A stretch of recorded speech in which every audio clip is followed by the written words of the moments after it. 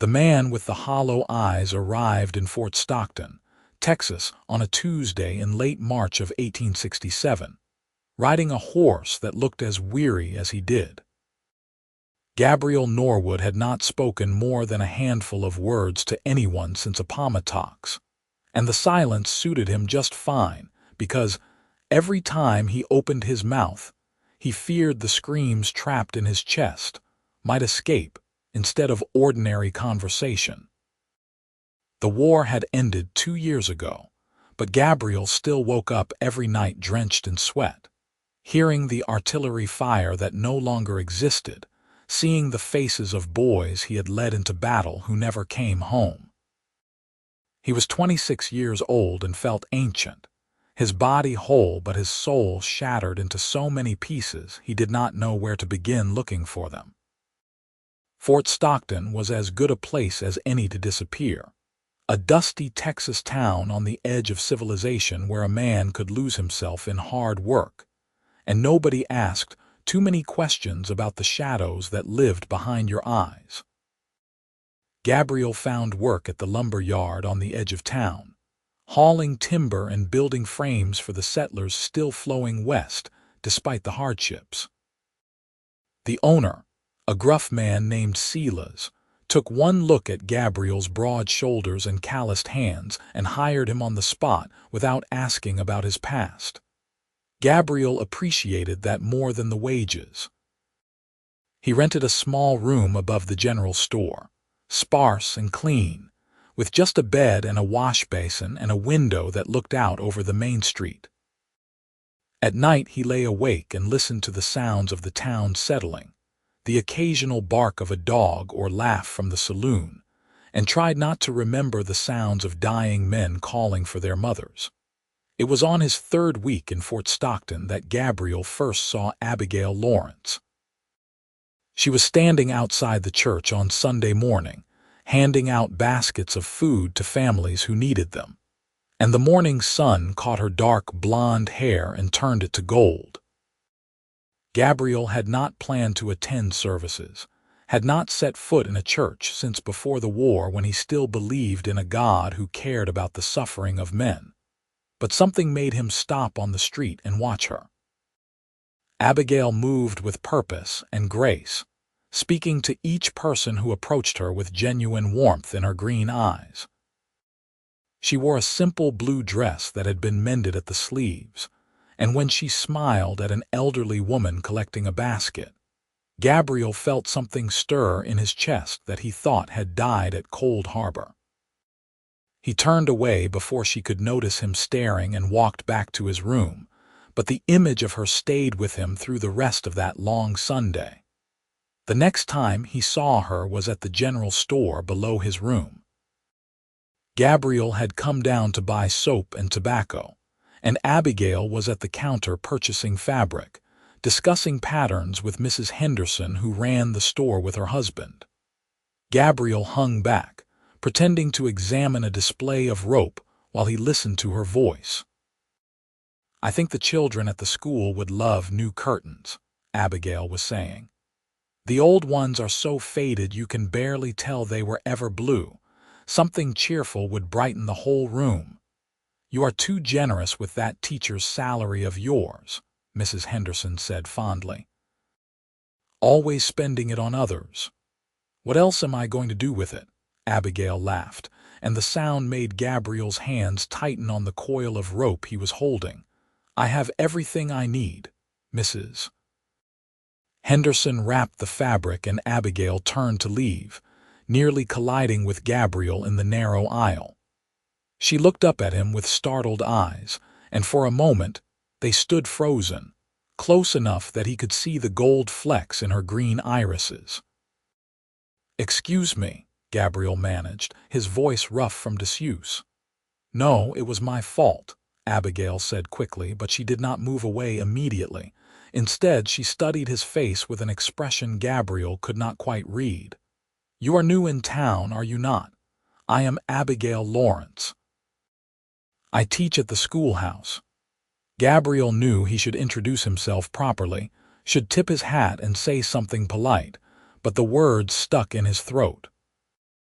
He nodded once and stepped aside to let her pass, watching as confusion and something that might have been hurt flickered across her face before she smiled politely and left the store. "That is Gabriel Norwood," Mrs. Henderson said after the door closed behind Abigail. "He works at the lumber yard. Keeps to himself." Gabriel heard her but did not respond, just paid for his items and retreated upstairs, angry at himself for his inability to function like a normal man, but also relieved that the conversation had ended before he had to sustain it any longer. Over the following weeks, Gabriel became increasingly aware of Abigail's presence in Fort Stockton. It seemed everywhere he went, she was there, weaving herself into the fabric of his solitary existence whether he wanted it or not.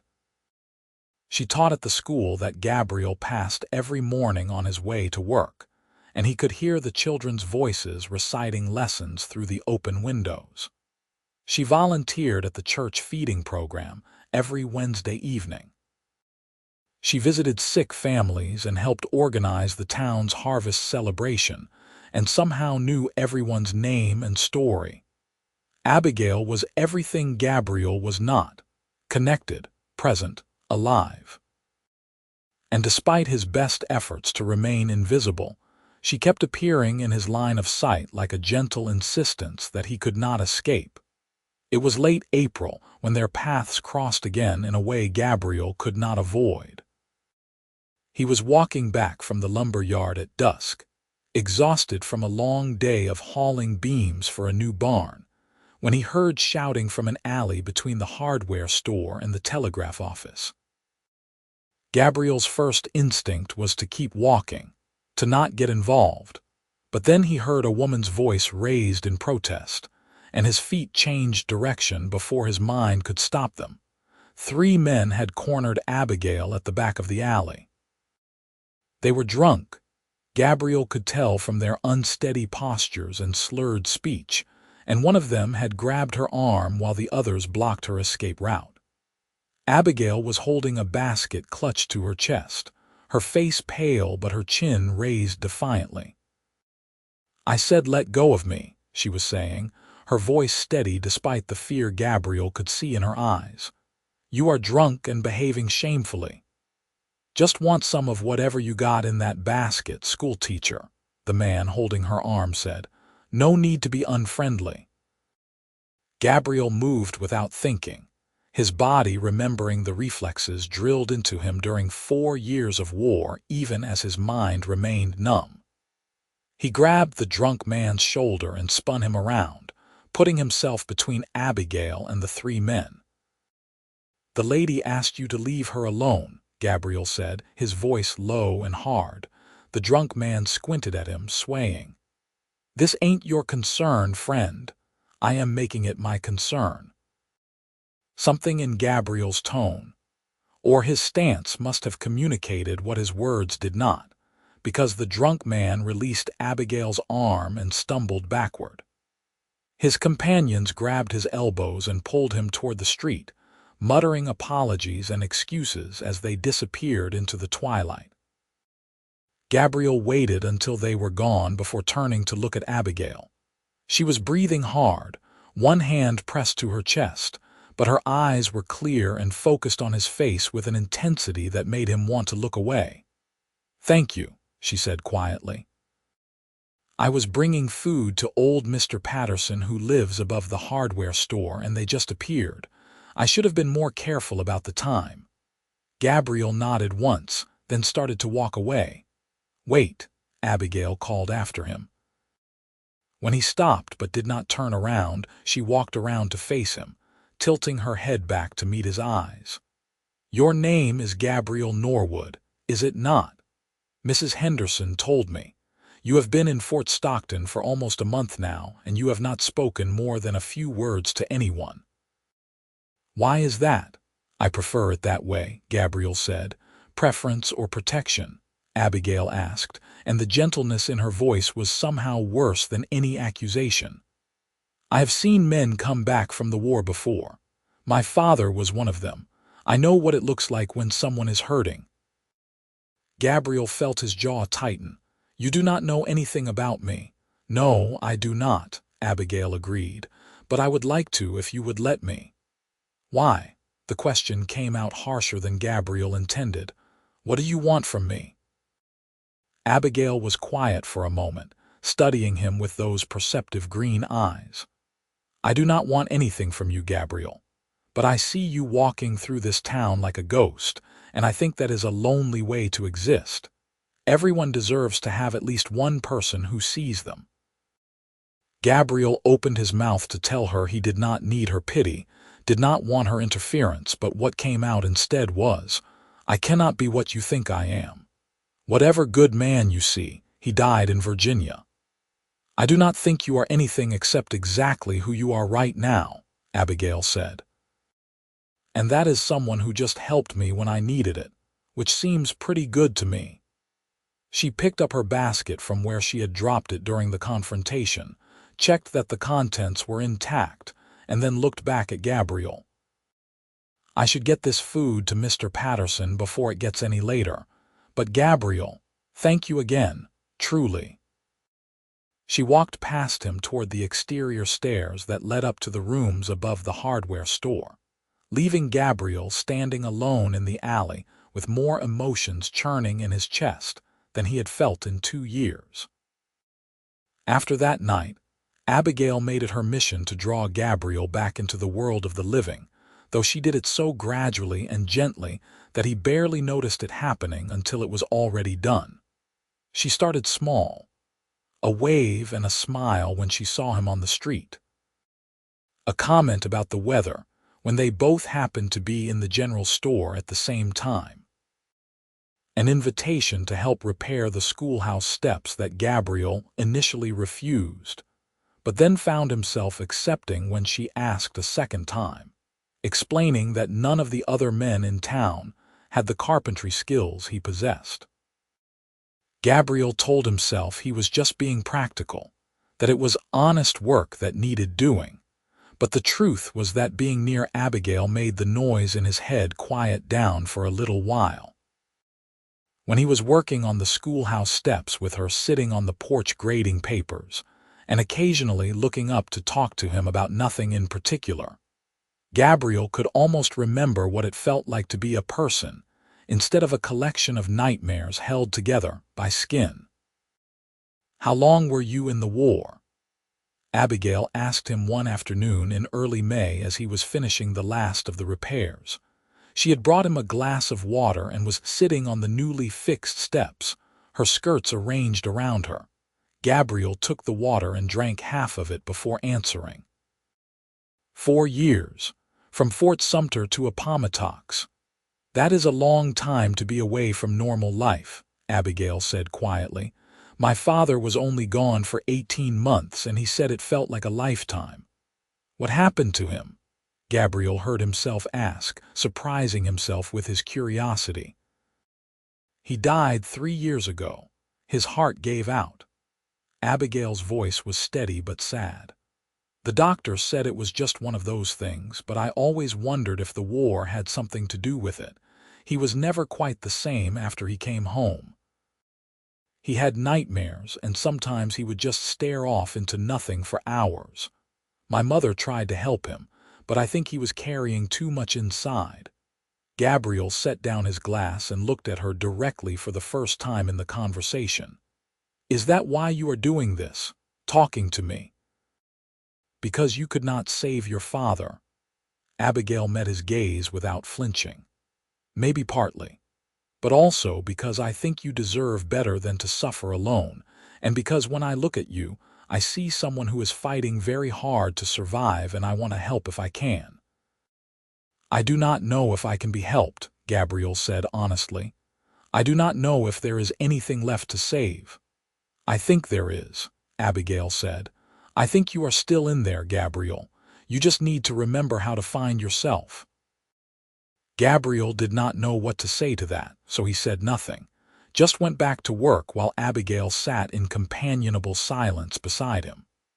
But her words stayed with him through the rest of the day and into the night, a small light in the darkness he had been living in for so long.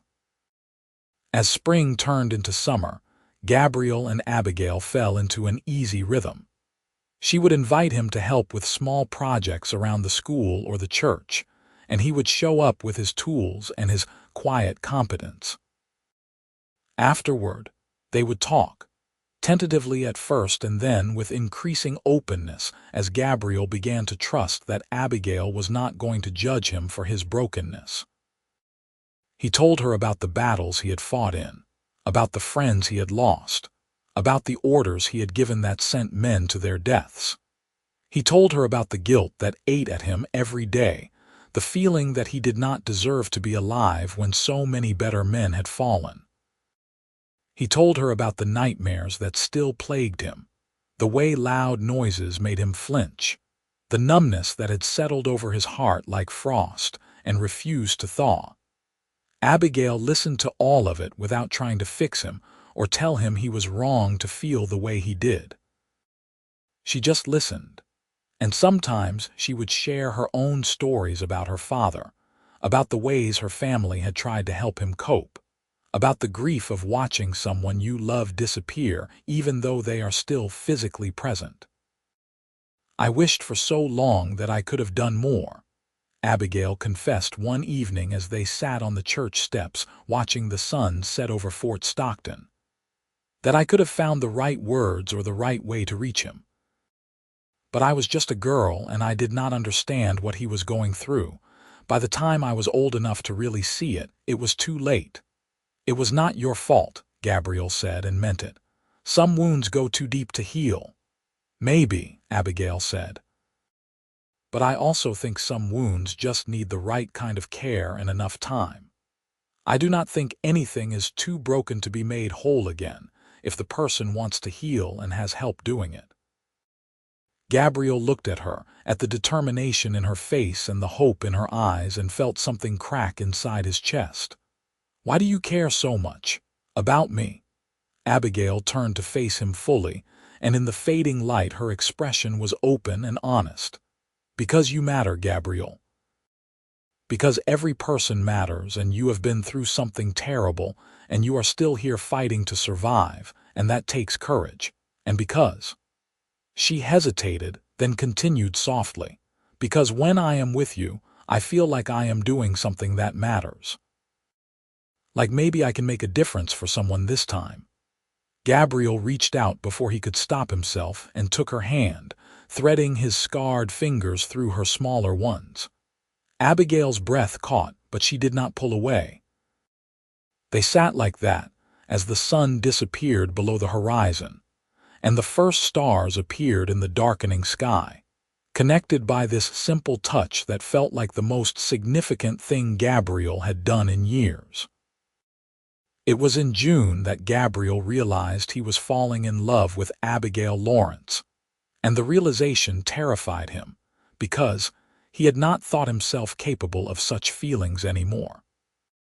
Love required vulnerability, required opening yourself up to another person, and Gabriel had spent 2 years building walls around his heart specifically to avoid that kind of pain. But Abigail had somehow slipped past all his defenses without him noticing, and now she lived inside those walls with him, bringing light to places that had been dark for too long. He tried to fight it at first, tried to put distance between them, but Abigail would not let him retreat. When he stopped showing up to help with her projects, she came to find him at the lumber yard. When he gave her short, curt responses designed to push her away, she just smiled sadly and kept talking until he softened. When he told her outright that she should stay away from him because he would only hurt her eventually, she looked him in the eyes and said, "That is my choice to make, not yours, and I choose to stay." "Why?" Gabriel demanded, frustration and fear and something dangerously close to hope warring in his chest. "Why would you choose this? Choose me. I am broken, Abigail. I wake up screaming in the night. I cannot be in crowds without feeling like I am suffocating. I have killed men, dozens of them, and I still see their faces every time I close my eyes. What kind of future could I possibly offer you? "I am not asking you for a future," Abigail said calmly. "I am just asking you to let me be here now in the present with you as you are. And maybe, if you let me in enough, we can work toward a future together, but one step at a time."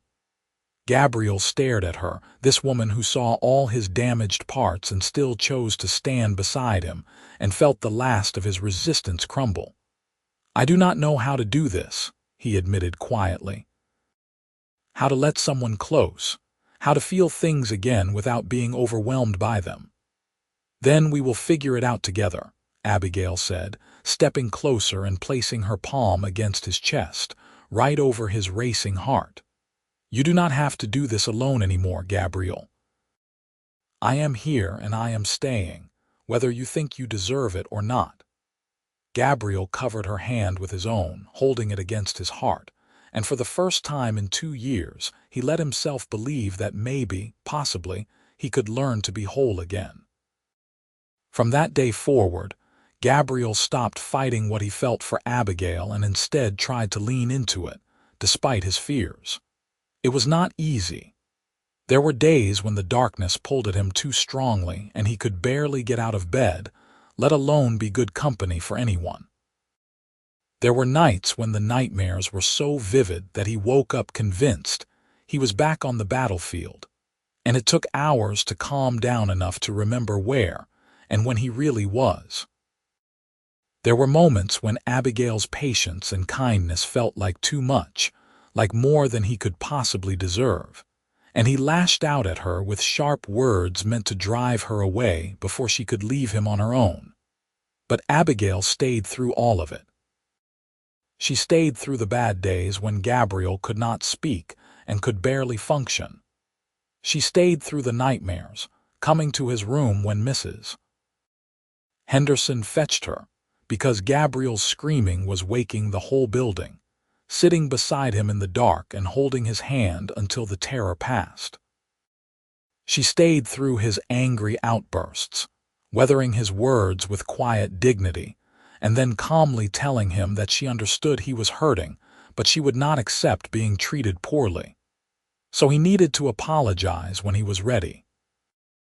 And Gabriel did apologize every time, because Abigail was teaching him that healing did not mean never struggling. It meant learning how to struggle without destroying yourself and everyone around you in the process. She was teaching him that he could be broken and still be worthy of love, that his wounds did not define his entire existence, that there was still good in him despite everything he had done and seen. Slowly, painfully, Gabriel began to believe her. It was late July when Gabriel had his worst nightmare yet. A horrific recreation of the Battle of the Wilderness, where he had lost half his company in 2 days of fighting. He woke up gasping and disoriented, convinced he could smell smoke and hear screaming, and before he knew what he was doing he had stumbled down the stairs and out into the street, needing air, needing space, needing something to ground him in reality. Abigail found him sitting in the dirt behind the church an hour later, his arms wrapped around his knees and his whole body shaking. She did not say anything, just sat down beside him and started talking in a low, steady voice about completely mundane things. She told him about the lesson she was planning for her students about Texas history. She described the new dress she was sewing. She recounted a funny story about Mrs. Henderson's cat getting stuck in a tree. She talked and talked until Gabriel's breathing slowed and his shaking stopped, until he could unclench his hands and look at her with clear eyes. "Thank you," he whispered hoarsely. "Always," Abigail said simply, and reached out to brush the hair back from his forehead with gentle fingers. "Do you want to talk about it?" Gabriel did. He told her everything about that battle, things he had never spoken aloud to anyone, and Abigail listened without judgment or horror, just with compassion and understanding. When he finished, she took his hand and pressed it between both of hers. "You survived that," she said quietly. "You survived something that would have destroyed most people, and you are still here. That means you are stronger than you think, Gabriel. Stronger than the nightmares. Stronger than the guilt. You just have to keep choosing to survive one day at a time. It is easier to choose that when you are here, Gabriel admitted. You make me want to keep going, want to get better. I have not wanted anything in so long, but I want this. Want you. Want a chance at something resembling a normal life. Abigail's eyes glistened with tears. You have me, she said. And we will build that life together, whatever it looks like. There is no rule that says you have to be completely healed before you can be happy. You can do both at the same time. Gabriel leaned forward and rested his forehead against hers, breathing in the scent of her lavender soap and letting the simple closeness soothe something deep inside him. I love you, he said, the words feeling rusty and new but also right. I did not think I could feel this anymore, but I do. I love you, Abigail. I love you too, Abigail whispered back. I have for a while now. I was just waiting for you to catch up. Gabriel kissed her then, soft and careful, like she was something precious that might break if he held on too tight. Abigail kissed him back with warmth and certainty, her hands coming up to cup his face, and Gabriel felt the last frozen pieces of his heart begin to thaw under the heat of her affection. They stayed behind the church until the sky began to lighten with the approaching dawn, talking and planning and dreaming about what their future might hold. Gabriel had not let himself think about the future in years, had not believed he had one worth considering, but with Abigail beside him it seemed possible. Difficult, certainly, because his healing would be a long road with many setbacks, but possible. Will you marry me? Gabriel asked as the sun crested the horizon, painting the sky in shades of pink and gold. I know I am not much of a prize, and I know I am going to struggle for a long time still, but I want to try. Want to build something with you. Want to be the kind of man you deserve. You already are the kind of man I deserve, Abigail said, smiling through happy tears. You are honest and brave, and you are fighting every day to become better, and that is all I could ever ask for. So yes, Gabriel Norwood, I will marry you. Gabriel pulled her into his arms and held her close, pressing his face into her hair, feeling more present and alive than he had since before the war. The nightmares would not disappear overnight. The guilt and pain would still be there. But now he had a reason to keep fighting through it all, and that made all the difference. They were married in August in the little church where they had spent so many evenings talking on the steps. It was a small ceremony with just the townspeople who had come to know and care for them both. Gabriel wore his best clothes, clean and pressed, and tried not to let his hands shake as he waited for Abigail to walk down the aisle. When she appeared in the doorway wearing a simple white dress with wildflowers in her hair, Gabriel felt his throat tighten with emotion. She was beautiful, but more than that, she was choosing him. Choosing to tie her life to his despite all his broken parts. Choosing to stand beside him through whatever came next. The magnitude of that choice, that gift, nearly overwhelmed him. The ceremony was short and sweet. Gabriel managed to say his vows without his voice breaking, promising to love and honor Abigail for as long as he lived, to work every day to be worthy of her faith in him. Abigail made her own promises with steady certainty, her green eyes never leaving his face. When the preacher pronounced them husband and wife, and told Gabriel he could kiss his bride, Gabriel did so with a reverence that made several of the women in attendance dab at their eyes with handkerchiefs. The town held a small celebration afterward with food and music, and Gabriel endured the attention and noise better than he would have a few months ago, though Abigail still kept a careful eye on him and made sure they took breaks when she sensed him becoming overwhelmed. By evening they retreated to the small house Gabriel had rented on the outskirts of town, a simple two-room structure with a kitchen and a bedroom and a porch that looked out over the desert landscape. "It is not much," Gabriel said as he carried Abigail over the threshold, suddenly self-conscious about how modest their home was compared to what she deserved. "It is perfect," Abigail assured him, kissing his cheek. "It is ours, and that is all that matters." That night they lay together in the darkness, wrapped in each other's arms, and Gabriel felt something he had not experienced in years: peace. The nightmares would still come, he knew that. There would still be hard days and difficult moments. But now he did not have to face them alone, and that made them bearable. "I am still going to struggle," Gabriel said quietly into the darkness. "This is not magically fixed just because we are married now." "I know," Abigail said, her head resting on his chest, her hand over his heart. "I am not expecting magic. I am just expecting you to keep trying and to let me help when you need it. We will take it day by day." "Day by day," Gabriel repeated and kissed the top of her head. "I can do that." The first few months of marriage were an adjustment for both of them.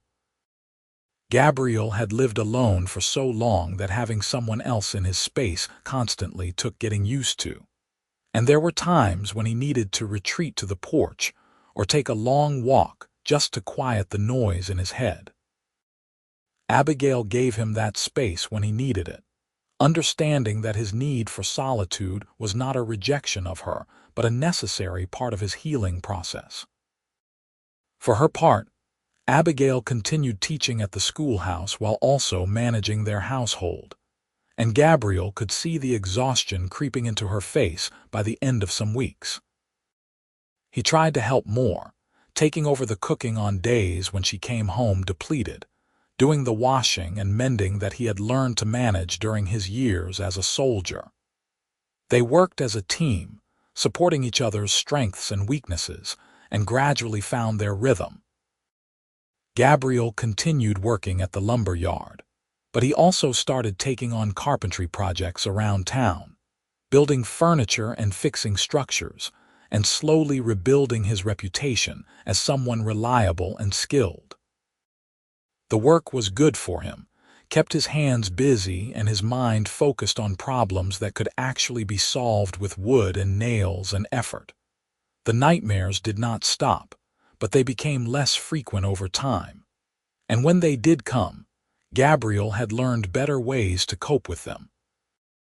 Sometimes Abigail would wake him gently before they got too bad, her soft voice pulling him out of the dream before it became a full terror. Other times, she would just hold him afterward, letting him shake and process until he could breathe normally again. She never made him feel ashamed or weak for his struggles, which was perhaps the greatest gift she could give him. It was October when Abigail told Gabriel she was pregnant. They were sitting on the porch in the evening, watching the sun set over the desert, when she took his hand and placed it on her still flat stomach. "There is going to be 3 of us by next spring," she said softly, her eyes searching his face for his reaction. Gabriel stared at her, trying to process the information. A baby. A child. He was going to be a father. The idea was simultaneously terrifying and wonderful, and he did not know which emotion to feel more strongly. "Are you frightened?" Abigail asked when he did not speak immediately. "Terrified," Gabriel admitted. "What if I am not good enough? What if I cannot be the father a child deserves?" "You will be exactly the father our child needs," Abigail said with certainty. "Because you care enough to worry about it, and because you have been working so hard to heal." Children do not need perfect parents, Gabriel. They need parents who love them and try their best, and I know you will do both. Gabriel pulled her close, wrapping his arms around her and their growing child, and let himself feel the fear and the hope and the love all tangled together. "I am going to try," he promised. "I am going to be there for both of you, no matter what." "I know you will," Abigail said, and settled against him with a contented sigh. The pregnancy gave Gabriel something new to focus on, a future that suddenly felt very real and immediate. He threw himself into preparing for the baby's arrival, building a cradle with his own hands, carefully crafting each piece and sanding it smooth. He worked on expanding their small house, adding another room that could serve as a nursery. He saved every extra penny from his carpentry jobs, building up a cushion so Abigail could take time away from teaching after the birth, without them struggling financially. And somewhere in the process of preparing for fatherhood, Gabriel realized that he was actually looking forward to the future for the first time since the war. Yes, he was still scared. Yes, he still had nightmares sometimes. Yes, there were still days when getting out of bed felt like climbing a mountain. But there was also joy now and purpose, and hope that his life could be more than just survival. Abigail bloomed throughout the winter, her body changing to accommodate their growing child, and Gabriel found himself fascinated by every development. He would rest his hand on her stomach in the evenings and feel the baby kick, marveling at the miracle of this new life they had created together. Abigail would laugh at his wonder and tell him stories about her students while he held her, and Gabriel would think that this quiet domestic happiness, was worth every nightmare and every struggle. Their son was born on a warm April morning in 1868, arriving with a loud cry that announced his presence to the world. Gabriel had been pacing outside their bedroom while the midwife attended to Abigail, nearly sick with worry, but the moment he heard that cry he felt tears spring to his eyes. When the midwife finally let him in, and he saw Abigail holding their son, exhausted but glowing with happiness, Gabriel thought his heart might burst. "Do you want to hold him?" Abigail asked, and carefully transferred the tiny bundle into Gabriel's arms. Gabriel looked down at his son's scrunched-up face, at his tiny fingers and his shock of dark hair, and felt a love so fierce and immediate it took his breath away. This was his child, his son. A whole new person who depended on him completely, and Gabriel was suddenly determined to be worthy of that trust. "Hello, little one," Gabriel whispered, his voice rough with emotion. "I am your father, and I promise I am going to do everything I can to keep you safe and happy and loved." The baby yawned and settled into sleep, apparently satisfied with this declaration, and Abigail smiled through happy tears at the sight of her husband cradling their newborn son. "What should we name him?" she asked. Gabriel thought for a moment, then said, "Thomas. After my brother who died at Antietam. I want him to have a name that means something, that connects him to where we came from." "Thomas Norwood," Abigail said, testing the name. "I love it. Hello, Thomas. Welcome to the world." The first months of fatherhood were perhaps the hardest thing Gabriel had ever done, and that included surviving 4 years of war. Thomas was a fussy baby who did not sleep well, which meant Gabriel and Abigail did not sleep well either. The crying sometimes triggered Gabriel's nerves, making him tense and anxious in ways he had learned to manage but not eliminate.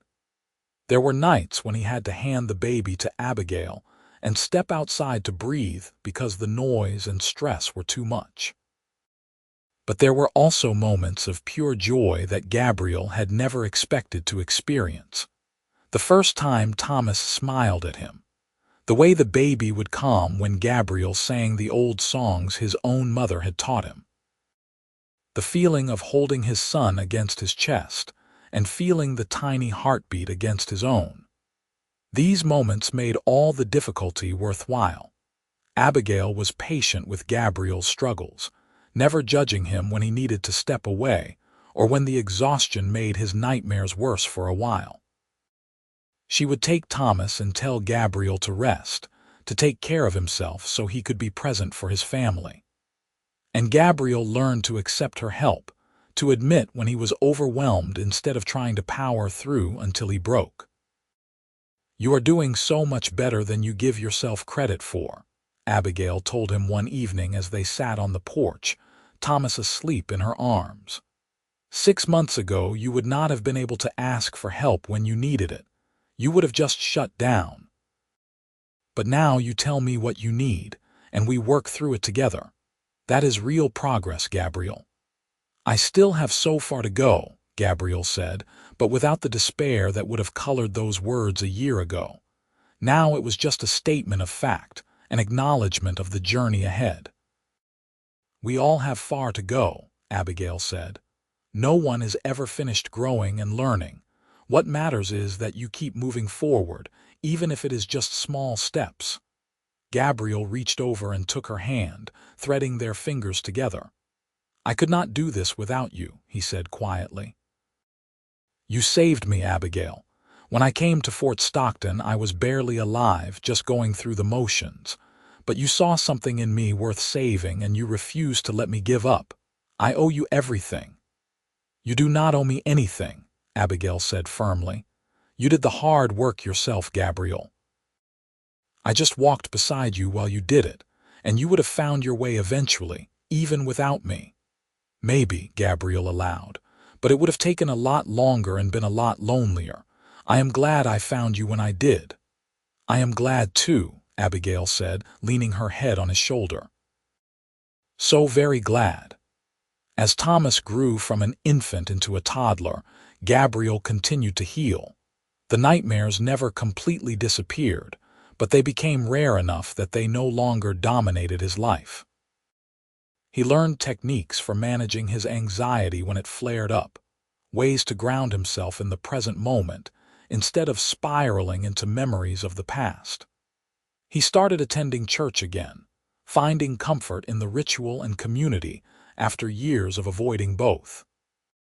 He even started telling stories about his time in the war without falling apart, able to remember the good moments alongside the terrible ones.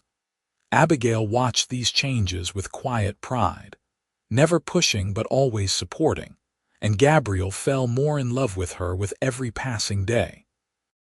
She was his anchor, his safe harbor, the person who had taught him that being broken did not mean being beyond repair. She had stayed when anyone else would have left, and Gabriel spent every day trying to show her how grateful he was for that gift. When Thomas was 2 years old, Abigail told Gabriel she was pregnant again. This time Gabriel's reaction was pure joy with only a small edge of nervousness, a sign of how far he had come.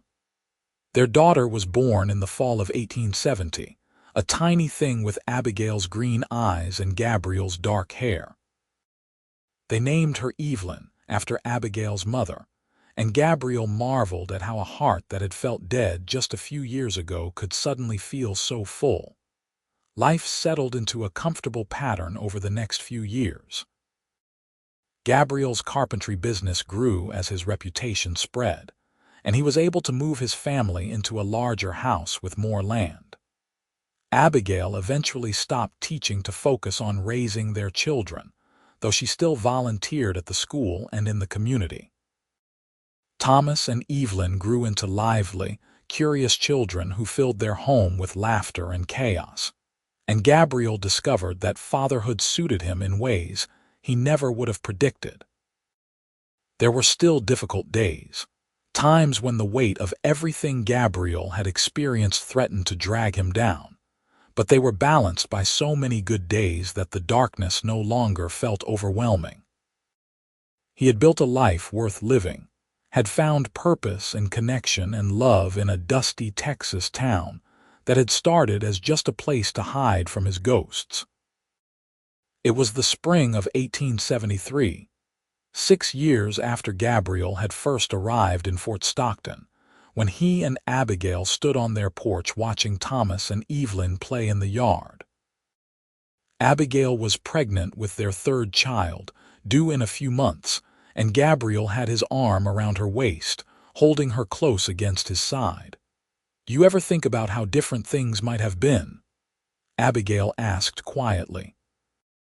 "If we had not met that day when I nearly bumped into you in the general store, all the time," Gabriel admitted, "I would probably still be living in that room above the store, still barely existing instead of actually living. You changed everything for me, Abigail. You gave me a reason to keep going when I had stopped seeing the point. You give me too much credit, Abigail said, but she was smiling. You were always strong enough to heal, Gabriel. You just needed someone to remind you of that. Gabriel kissed the top of her head, breathing in the familiar scent of her hair. Strong enough to survive, maybe, but you taught me how to do more than just survive. You taught me how to heal, how to feel again, how to build something good out of all the broken pieces. I was too broken by war to feel love when I got here, but you stayed anyway and taught me how. That is a gift I can never repay.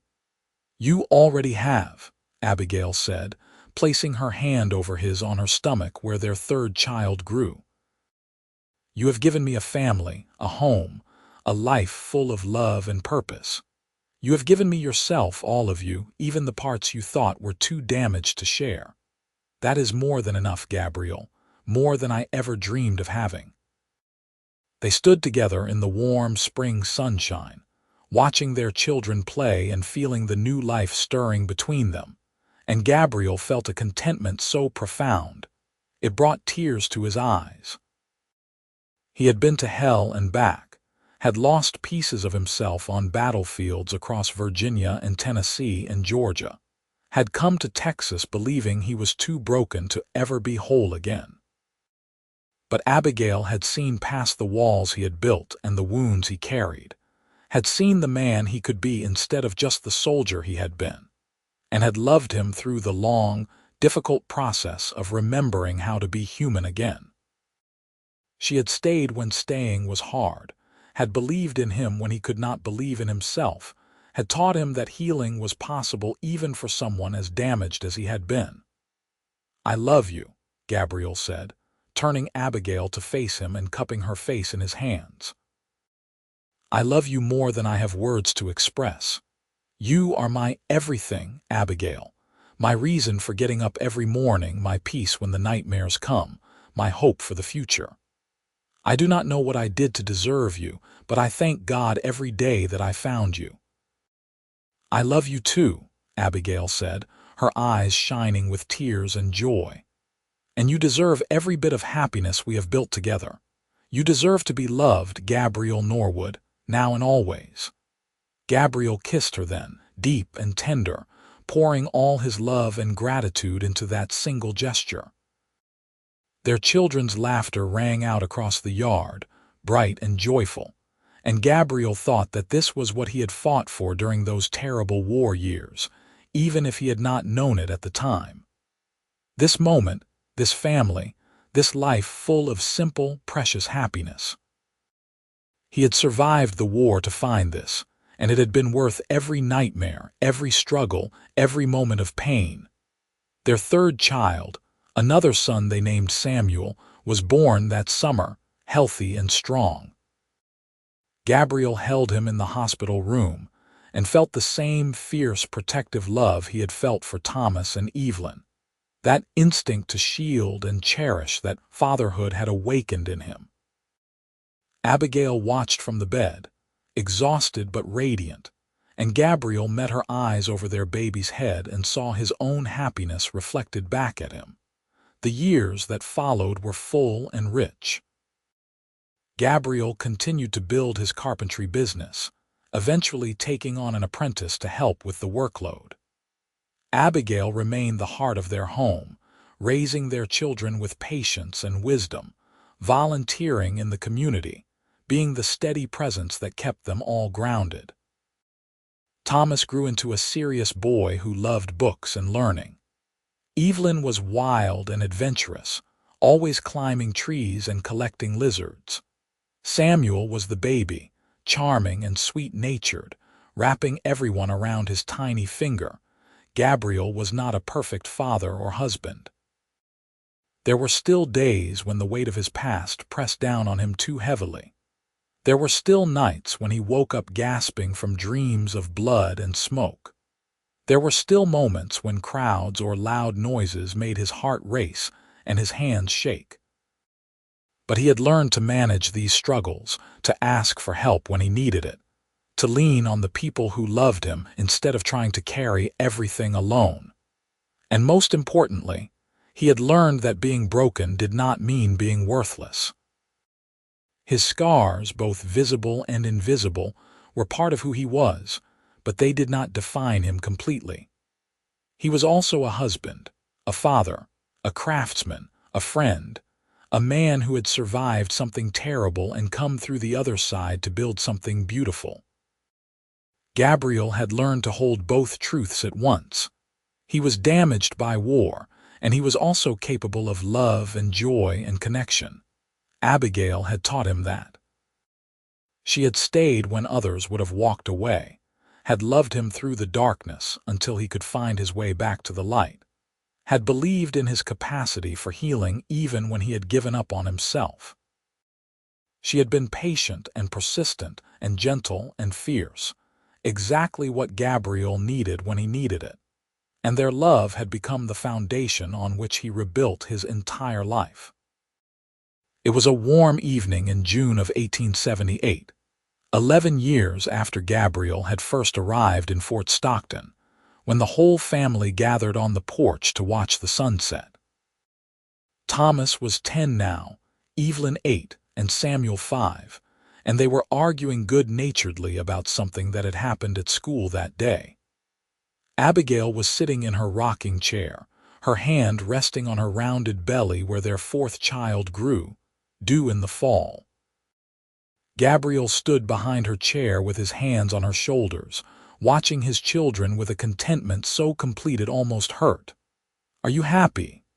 Abigail asked softly, tilting her head back to look up at him. Gabriel smiled down at her, this woman who had saved him in every way a person could be saved, who had taught him how to live again after he had forgotten the meaning of the word. "More than I ever thought possible," he said honestly. "When I rode into this town 11 years ago, I was just a shell of a person, going through the motions of living without actually being alive. I never imagined I could have this, that I could feel this much or care this deeply. You gave me all of this, Abigail. You gave me everything." "We gave it to each other," Abigail corrected gently. "I am just as happy as you are, Gabriel, just as grateful for what we have built together." Gabriel bent down and kissed her forehead, then straightened to watch the sun paint the sky in shades of orange and pink and gold. His children's voices washed over him, familiar and beloved. His wife's presence grounded him, warm and constant. His home stood solid behind him, built with his own hands. His future stretched out before him, full of possibilities he had never dared to dream. He had been too broken by war to feel love, but Abigail had stayed anyway and taught him how to heal again. She had shown him that some wounds could mend, that some hearts could be pieced back together, that redemption was possible even for someone who thought they were beyond saving. And in learning to heal, Gabriel had discovered something even more important. That love was not something you felt only when you were whole, but something that could exist in the midst of brokenness, growing stronger as you worked to put yourself back together. Gabriel Norwood had survived the war, but Abigail Lawrence had taught him how to truly live again. And as the sun set over Fort Stockton, Texas, painting their world in golden light, Gabriel held his family close and knew that no matter what struggles still lay ahead, he would face them with courage and hope, and the unshakable knowledge that he was loved. That was the greatest gift anyone could receive, and Gabriel would spend the rest of his days being grateful for it, and working to be worthy of the faith Abigail had placed in him all those years ago when she had seen a broken man and decided to stay anyway, teaching him through patience and persistence, and unconditional love that healing was possible, that joy could return, that happy endings were real for those brave enough to reach for them.